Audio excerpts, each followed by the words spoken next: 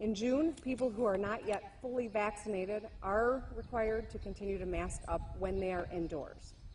MDHHS will officially release the updated order on Monday, so you can check it out then.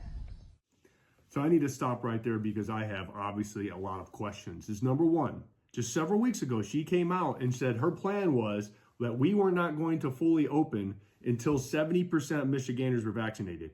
And if you went back even several weeks before that, in January and February, I think she came on and said, we were not going to open up until we eradicate the virus, folks. This is what I call political science, because they're not tracking any of the science and data right now, not case rates and everything else that they ran with in the past. But now we're just opening up on June 1st and then July 1st, and we're putting criteria. Again, this doesn't make any sense. On July 1, that is when we will take our final step. We will lift the broad mask and gatherings order and will no longer impose broad mitigation measures during the pandemic. Unless, broad of course, mitigation. Unanticipated circumstances arise. We do not expect that to happen. We look at this as the last moment of these types of orders. And that right there scares me, because she's already planting the seeds for a future outbreak to bring down the hammer again, folks. And that's why it is so important that we get the right person in the office, an American who loves this country, who loves this flag, that is not a politician, because I said this from the beginning, and my vow to you was to make sure to restore the checks and balances of our beloved state and to make sure that no governor can ever do this again. And she's already given herself an opportunity to bring down the hammer on all of us again. We must never, ever forget. We will be able to sing at church, sing at church. Thank you for your permission to go express my God-given right to worship, Governor. Weddings, cheer at games, hug each other, and laugh together. I know that is welcome news to so many. We may have one or more targeted orders in place to protect vulnerable populations, but for the most part, life will be back to normal, and we can have the kind of Independence Day we're all looking forward to. After a year of living with COVID and with masks and distancing and hand washing, I know how jarring any change to our daily lives feels. In this time of transition, I'm asking that people extend one another a little bit of grace. As we return to normal, we should remember that extend to one another a little bit of grace. The same woman a year ago in June said we needed to implore one another to wear the mask, and if not, do it forcefully. Now we're going to extend grace, which we should. Again, I said from the beginning that we're not going to start pointing the finger at everybody who's bought into this political science. We are going to love on them. We're going to appreciate them, but we're going to educate them and empower them so in the future we can make the best decisions to move this state and country forward. That tough times don't last, but tough people do. We've gotten through this pandemic because of each other, because of our fellow Michiganders. As daily routines start to look more normal, we should recognize that everyone processes change at different speeds and in different ways. And so for the next few weeks and possibly months, some Michiganders will feel safer with a mask, even if they've been vaccinated, and that's okay. Other Michiganders who may have been vaccinated are ready to go mask-free, and that's okay too. Either way, there should be no shaming or guilt tripping.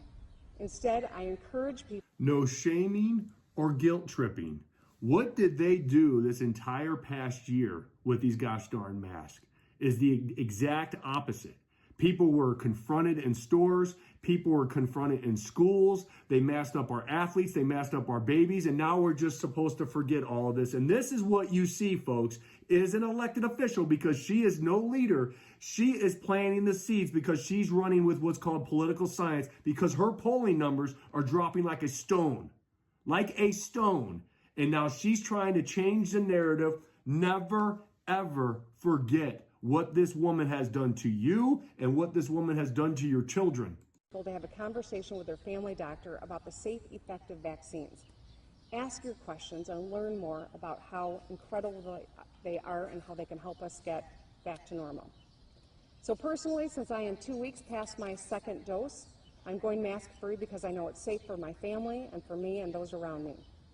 We should trust one another to make choices that are best for us. Trust one another to make choices on what is best for us. That is what should have happened from the very beginning. You should have never, ever took away people's constitutional freedoms, their sacred values, and their citizens' rights, regardless of a pandemic. And now she's putting trust. Has she trusted anybody this past year? Because she went on record to say that the legislature wasn't mature enough to handle this crisis. So where is this trust coming from? Again, this is somebody that understands that they have painted themselves in the corner and they have lost this battle. She is 7 months late to the game, folks. On July 1st, the broad mask rule will be lifted. But I want to be clear about the fact that businesses and workplaces are well within their rights to require masks as patrons go in. Well within their rights to require masks. Also, they are well in their rights to not mandate masks in their policy. Let's not forget about that little piece of paper that our forefathers inked that she trashed and ripped up this past year, folks. So let's give them our support as they navigate what's best for them and their workforce and their patrons. Unbelievable. Unbelievable with what she says. And the political media and the mainstream media, the corporate media, will not call her out on this garbage. Guess who will? Me. And I will continue to call her out throughout this entire process because it is my whole existence right now to make sure that this woman does not get reelected, because this is what you see right now. This is a politician. And we don't need any more career politicians running our state, because with governmental overreach, look what has happened this past year, folks. Never forget what she has done and what she wants to do in the future, because she's already laying the groundwork to bring the hammer down again if something like this happens again. We must restore the checks and balances and make sure that no governor ever can do this to us again. There will ultimately come a day when masks will be distant memories, maybe in boxes in our basements. But until then, we've got to transition back to normalcy together and give each other some grace. Unbelievable.